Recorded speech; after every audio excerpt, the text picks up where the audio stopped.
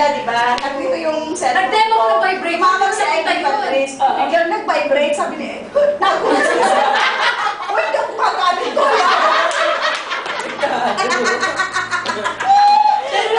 Baka hindi naman gulat yung ano niya. Sige nga.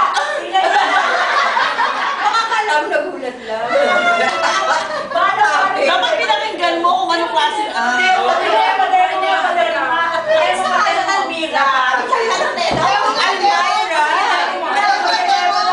Excuse me, Nigel.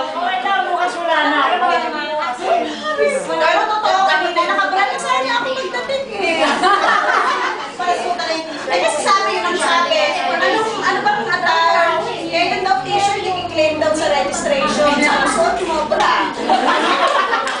Eh kung lagi sanay ka pang brales. Hindi mo na suot. Eh kung hindi lang ako napahiya talaga sa nanay at Hindi, pero kanina willing ako magtanggal ng bra eh. Pinaltan mo naman. Ano nga ba yung Ay, na lang. Ano ba break? Blame me daw, bra eh. Willing na ako magtanggal eh. Ayaw na rin. Huwag daw. yung purpose mo.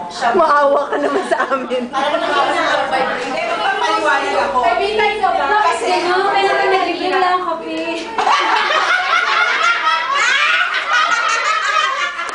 Hindi pang sigaw na kinakot. Kailangan na ako ng pinabalik kung tagal. Ano niya ako sinisingil?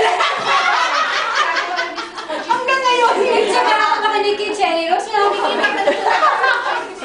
ano ba paliwanag mo? May kape ako sa paliwanag ako. Paliwanag si Benny, Take out. Paliwanag na. Kasi hindi ako nagbayad sa ano natin, ano? Hindi ako galante. Gusto ko lang ginawin yun. Mas lupa pa rin. Mabawi lang. Hoy, kita mo naman protektahan ko kanina yung mga pumipila na hindi pa bayad. Hoy!